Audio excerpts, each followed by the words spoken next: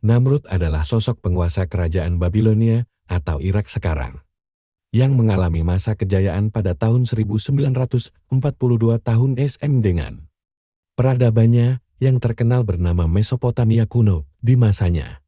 Namrud adalah sosok raja yang zalim dan berperilaku seperti binatang. Betapa tidak, selain kejam, Namrud juga menikahi ibu kandungnya sendiri. Perilaku menikahi ibu kandungnya sendiri hanya dilakukan oleh hewan, namun hal tersebut justru dilakukan oleh seorang raja. Namrud atau dengan nama lain yaitu Nimrod adalah seorang raja zalim yang kisahnya ada di kitab suci agama-agama Samawi.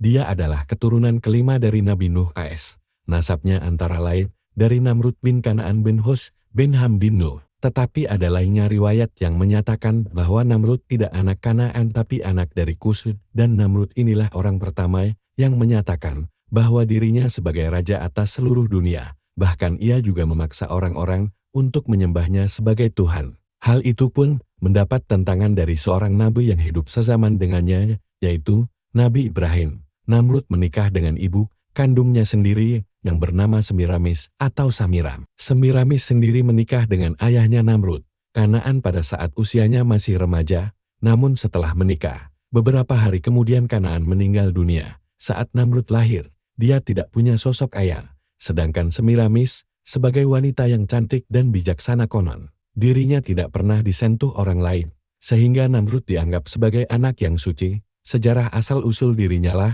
yang membuat Namrud sesumbar jika dirinya adalah anak Tuhan. Tidak hanya itu, Namrud juga terkenal paling pintar dan paling cerdas di zaman itu di antara teman-teman sebayanya. Dia dianugerahi kepintaran dalam hal desain matematika dan ilmu perbintangan. Namrud jugalah yang diyakini menemukan lingkaran 360 derajat. Dia jugalah yang menemukan kalau dalam 1 jam terdiri dari 60 menit dan 1 menit terdiri atas 60 detik. Selain itu, Namrud menetapkan bahwa 1 hari terbagi dalam 24 jam. Menurut Namrud, hari bermula pada waktu tengah malam dan bukannya pada waktu matahari terbenam seperti yang dipercayai oleh kaum sebelumnya. Dengan kemampuan dan kecerdasan dalam astronomi, Namrud dinobatkan sebagai orang paling cerdas sejagat. Sayangnya, dengan segala kelebihan yang dia punya, dia justru menyalahgunakannya. Namrud menyesatkan rakyatnya dengan falat atau ilmu tentang benda-benda langit untuk menciptakan berbagai sistem ramal nasib seperti horoskop. Tujuannya agar manusia tidak memerlukan Tuhan, karena manusia bisa memprediksi dan mengubah nasibnya sendiri. Selain itu, namun juga membangun banyak bangunan megah dan berhala yang indah, agar manusia kagum akan ciptaannya sendiri. Konon katanya, Menara Babel yang dibangun Namrud digunakan untuk para pendeta-pendeta memuji dan menyembah Namrud. Namrud juga dikenal sangat menyukai ilmu sihir. Ilmu ini dia gunakan mempengaruhi rakyatnya. Konon katanya Namrud mempelajari ilmu sihir melalui 2 malaikat Harut dan Marut yang pernah disebutkan dalam Al-Quran. Selain itu, Namrud juga memulai era yang baru di mana manusia memandang rendah pada Tuhan, yang padahal dari masa sebelumnya sampai ke Nabi Nuh orang-orang mengagungkan Allah. Disebutkan dalam sejarah bahwasanya Semiramis menikahi Kus, cucu dari Nabi Nuh.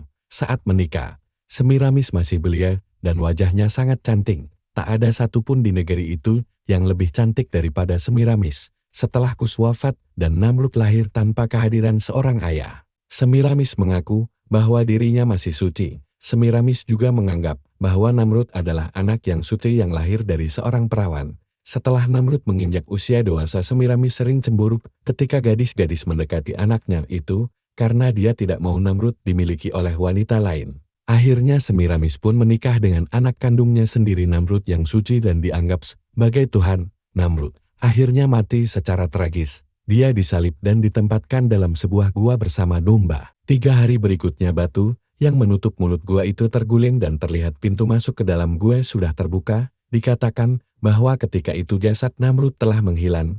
Tak ada apapun di dalam gua tersebut setelah kematian Namrud. Sehingga sejak saat itu, mereka menganggap bahwa Namrud sebagai dewa. Mereka menamainya dengan Osiris, Isis, dan Horus yang artinya mereka memiliki 3 dewa. Wa'allahu a'lam bishawab.